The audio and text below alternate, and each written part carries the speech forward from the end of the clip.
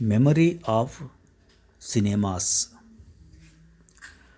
As we lose the uniqueness of our urban visual history with the soulless replication of commercial spaces at the cost of hundreds of beautiful old architectural landmarks, we also lose the stories of the people and their human relationships with those spaces.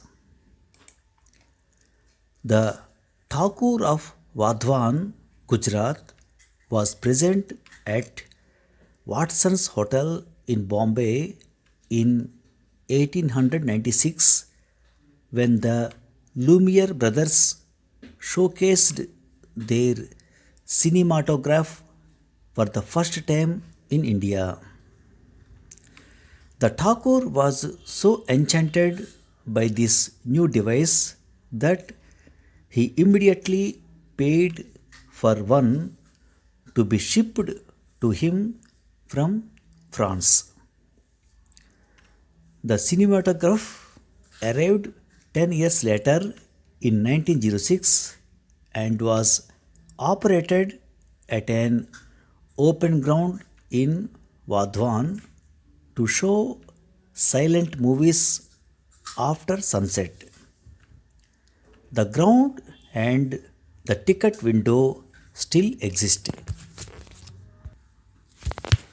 In the days of silent movies, music would be played live by one or two people or even by an orchestra in an effort to make the viewing experience more engaging.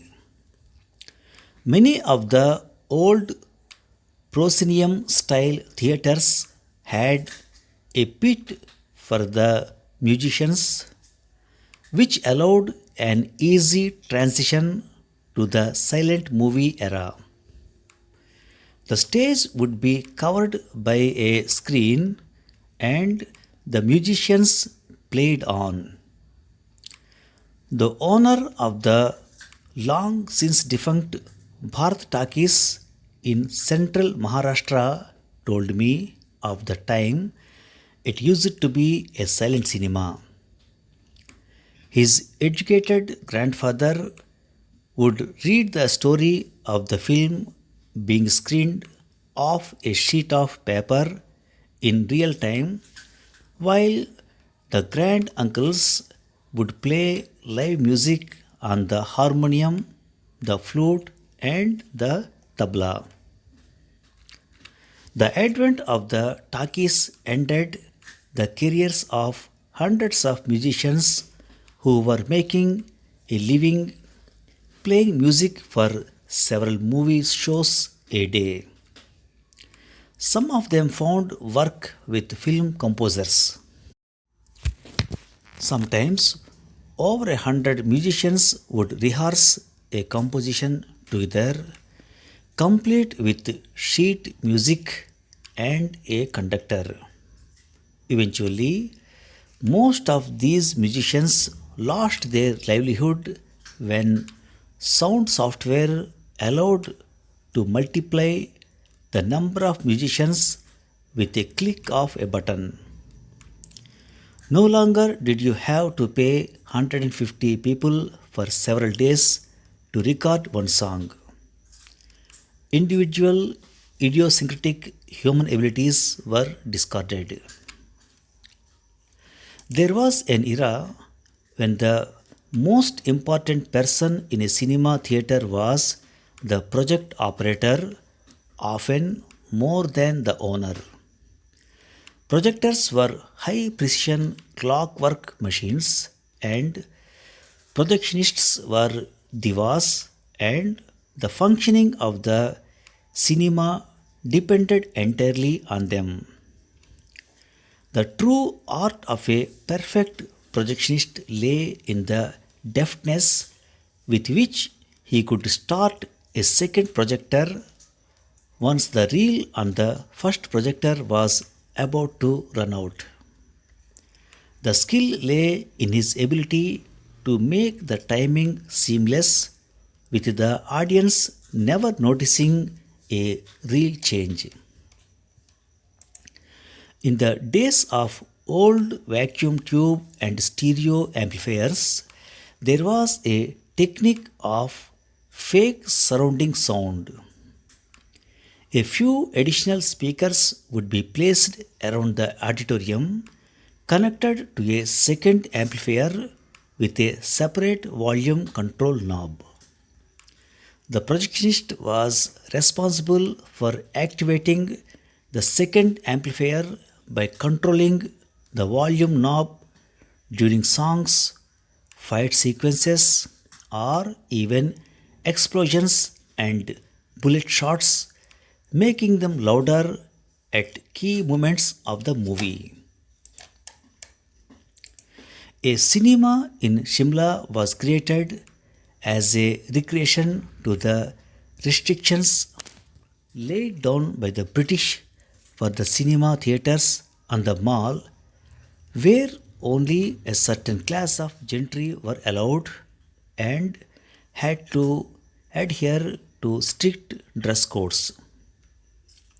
One afternoon, a Shahi Hakim, that is, a royal doctor who had relocated to Shimla from pre partition Pakistan, gave his staff the day off and some money to watch a movie. Later in the day, he found them loitering around the clinic, and when he asked them which movie they had watched, he discovered they had been barred from entering the mall because of their lack of presentability and their low social standing. Sharmaji, the Hakim, decided to build Shahi cinema outside the mall precincts, specifically for the people outside the accepted social class. The chief guests were a local sweeper and a coolie who inaugurated the cinema. Ironically, all the cinemas on the mall have long since closed, but Shahi Cinema is still showing 4 shows a day. It is common knowledge that the rapid growth of the multiplex concept destroyed single screen cinemas and led to the exclusion of an entire social strata of cinema goers who now rely on their cell phones and data packages to watch movies. Hand painted film posters are also a thing of the past. I had the honor and privilege of meeting the octogenarian Sheikh Rahman at Alfred Takis in Mumbai. He is the last of the film poster artists of that era and spends his time painting commissioned posters for a handful of fans. He mentioned the hilarious thought process before a new movie released. The owner and the manager would be hoping for a silver jubilee at the very least, while he would be wishing for the film to flop. If the film ran for 25 weeks, he would end up being out of work. His father had also been a pioneering film poster artist and actually began his career painting posters for plays. He had perfected the art of making moving mechanical elements and light bulbs in series to create animated film billboards. The police had to order the cinema owner to run the animated effects only for 30 minutes before the show began. They were so distracting that traffic would pile up and people would ram their vehicles into each other's. With everything going digital, this entire style was also lost. And interestingly, the old artists would have to reuse the canvas sheets they painted on. So, once a movie was taken down, the related artwork was erased. A cinema owner in Varanasi told me that when he took over the cinema on the days of unruly crowds, the elderly manager had taught him the specific skill of choosing which potential patron to slap as a display of authority, to always slap someone who is alone and not in a group. Another owner told me with a grin how cinema exhibition was once the only business in the world in which you could thrash your clients every day and they would still be back for the next show. Gone are the days of advance booking, black marketing, hand stamped tickets, long queues, overwhelming crowds, police presence, lathi charges, balconies and boxes, upper and lower stalls, and dress circles, and dancing in the aisles. We have forgotten how different an experience it was to watch a good movie with 1,000 people beside you. The sound and picture may be superior today, but the experience is not. Thank you for listening. Now, some word power.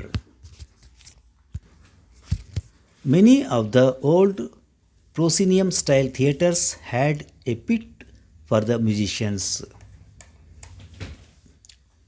Proscenium, proscenium means the part of a theatre stage in front of the curtain.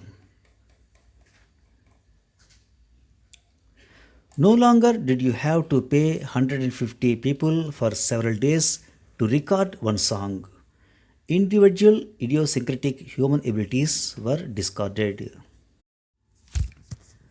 IDIOSYNCRASY, idiosyncrasy, means habit or manner peculiar to an individual.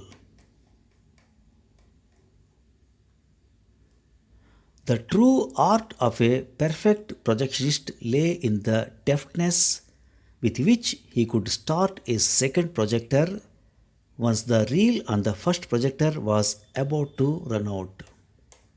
Deftness, DEFTNESS, deftness means the quality of being skillful, clever, or quick. Thank you very much.